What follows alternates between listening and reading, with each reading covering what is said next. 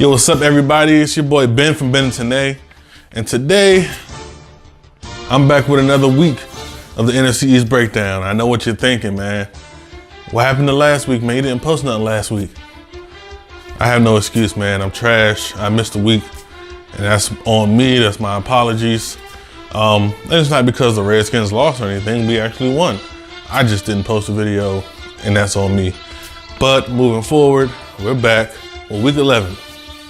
Now, we're gonna start off with the Cowboys. They went into Atlanta, and I thought it was a tough matchup for them. My pick was the Atlanta Falcons for the win, but Dallas Cowboys came in. They did very well. They played very well defensively, and they were actually down. I don't know if it was 3, like going to the closing seconds, but they got the game-winning field goal and they won the game in Atlanta. It was putting them at 5-5. So they're on a 2-game winning streak. It's pretty good. The Giants, they actually beat the Tampa Bay Buccaneers in Tampa Bay. Yeah, Tampa Bay, they're gonna do some things. They benched Ryan Fitzpatrick once again for Jameis Winston. They're having a quarterback controversy, man. That's like the definition of it. They don't know who to play. And Jameis Winston came in and played well, but it wasn't well enough. The Giants actually won that, putting them at 3-7. Giants fans that I know, they're actually hopeful that they're going to run the table and all of this stuff. Now, the Philadelphia Eagles went into New Orleans, playing the New Orleans Saints, the red hot, flaming hot New Orleans Saints, and got obliterated. And I can't really make fun of them because we got punished too.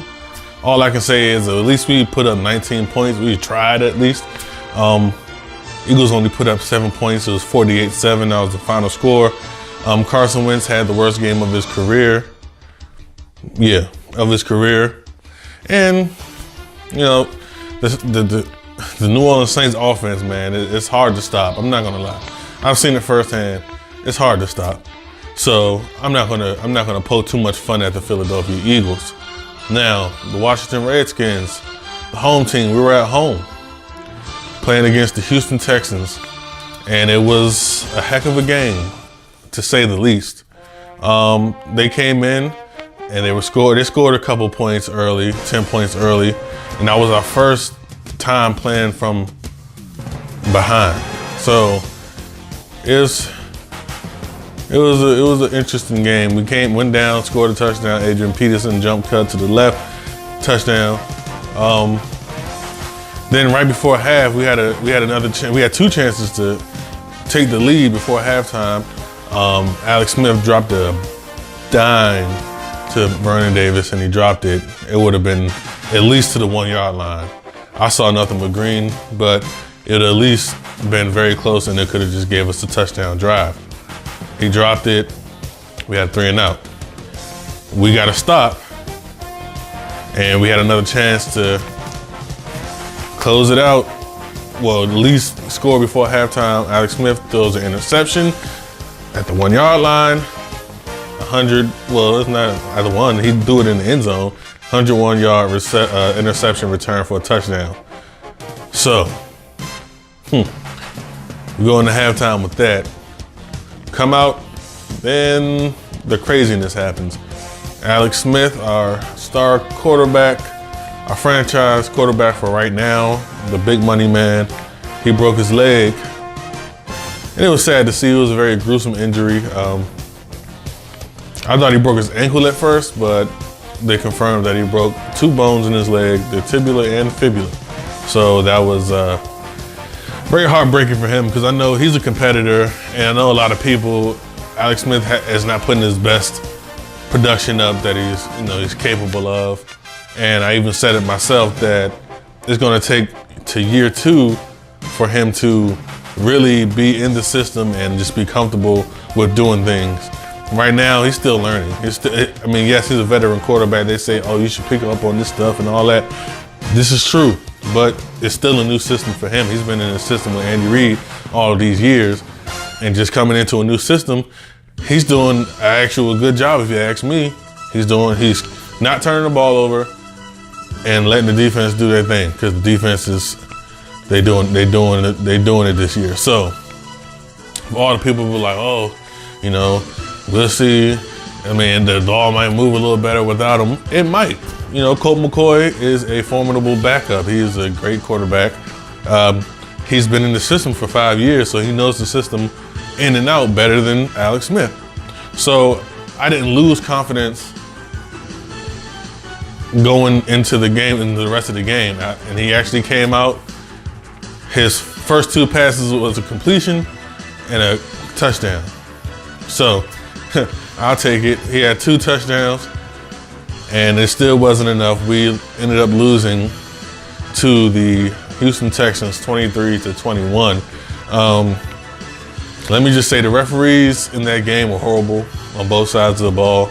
We threw a deep ball to Josh Doxson that could have sealed the game. It should have been a pass interference on the defense. The guy jumped over his head and got in the way before he could even track the ball. Well, he tracked the ball before he even get a chance to contest to get the ball. Now, that's the rule, right? They gotta at least contest to try to get the ball before you do all of this.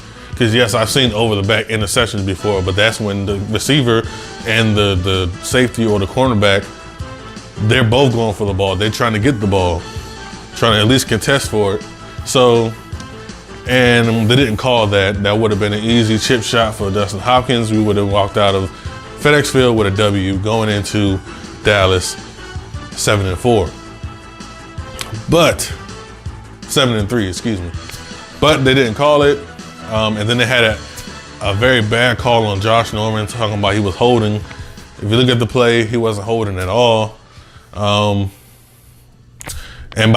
they said he snug his jersey at the last second, but Deshaun Watson already scrambled. It was away from the ball, and they didn't have anything to do with what happened with the ball. So another bad call by the referees, but we're not going to cry over spilled milk. We lost the game. It was other mistakes that we made that should have been not made, like the 2 interceptions that Alex Smith threw.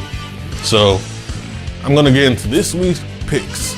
Now, this Thanksgiving, we, the Washington Redskins, we're going into Dallas on Thanksgiving Day to play the Dallas Cowboys. And this is a big game. Colt McCoy, I feel like he can do it. He can get a win. He got a win in Dallas before, but he can do it again. He's a very good quarterback. I have faith in him. And we're going to almost the same formula. Stop Zeke, stop everything else. Everything else is going to fail. So I'm picking the Washington Redskins to win in Dallas, to go up again 2 games in the NFC East against the Dallas Cowboys. We will be 7-4 by the end of Thanksgiving. And then the Eagles, they're at home against the New York Giants on Sunday. I'm going with the Giants. The Eagles, I mean, they're trying to pick up some steam, but the last game, Eli Manning went like 11 for 13. You can't expect Eli Manning to do that every game. It's just, I'm just keeping it real. So I'm going with the Eagles. They're at home. They're tough to beat at home. They're still a tough team. So I'm going with the Eagles. And man, thank you guys so much for watching. This is the NFC East breakdown, week 11. Man, make sure you hit that subscribe button if you're new. Hit that like button if you enjoyed the video. Hit that notification bell so you can be notified for all the videos that we put up. We got plenty coming. This Thanksgiving is coming around. So we're gonna have Thanksgiving videos. We're gonna have cooking videos. We're gonna have a couple of videos coming at you guys. So make sure you hit that notification bell so you can be notified. You can be one of the first people to see them. See you guys later, man. Peace.